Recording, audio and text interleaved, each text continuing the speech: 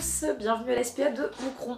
On a décidé de vous faire une vidéo ce jour afin de discuter du coût d'une adoption.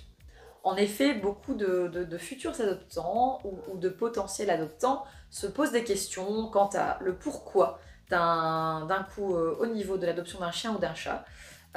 Certains estiment que comme ils viennent dans un refuge, il faudrait qu'ils puissent venir chercher un chien ou un chat gratuitement.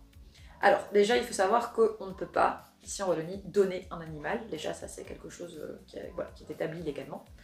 Il faut aussi savoir que tous les animaux qui arrivent ici partent en règle de tout, c'est-à-dire pucés, donc identifiés, donc avec la microchip dans le cou, passeport européen, vaccinés pour 1 an. Donc, allez, déjà à ce niveau-là, ça a un coût si vous deviez chiffrer en tant que particulier auprès de votre vétérinaire. Le prix d'une adoption ne coûte même pas ça si vous deviez le faire vous-même. Donc ça, c'est déjà une chose. Tout ce qui est chat et qui rentre au refuge, en tout cas 2 sur 3, arrivent ici avec un traitement. Donc ils ont soit des antibiotiques, soit des plaies à faire soigner, il y a des sutures, ou alors parfois il y a des opérations à faire, des yeux à opérer. Donc le vétérinaire a un travail conséquent sur quasi chaque chat qui rentre ici au refuge. Pour les chiens, en ce qui concerne les chiens un peu plus âgés, ou alors des femelles parfois qui ont eu des gestations multiples, ou il y a des frais vétérinaires aussi. On fait une stérilisation, on enlève un cancer, en tout cas une masse tumorale sur le chien, on opère une cataracte, donc voilà, on fait vraiment énormément de choses qui ont un coût conséquent à chaque fois, et il faut savoir que les adoptions ne couvrent jamais ces coûts-là. Donc en fait, le refuge doit tourner comme une entreprise. Donc ici, il y a des salariés. Ces gens-là prennent du temps pour accompagner l'adoptant, prennent du temps pour faire les papiers de l'animal, l'enregistrement du nouveau propriétaire, etc., etc. Donc tout ça, déjà, si on devait chiffrer, fatalement, on ne couvre jamais le prix réel de l'animal. Et on est bien d'accord, c'est pas ce qui compte au final.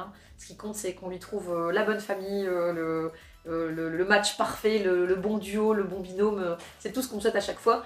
Mais oui, il faut que pour qu'on puisse continuer à faire des prises en charge et pour qu'on puisse continuer à trouver des familles pour chacun, il faut évidemment qu'on rentre un tant soit peu dans les frais, même si on ne rentre jamais dans les frais.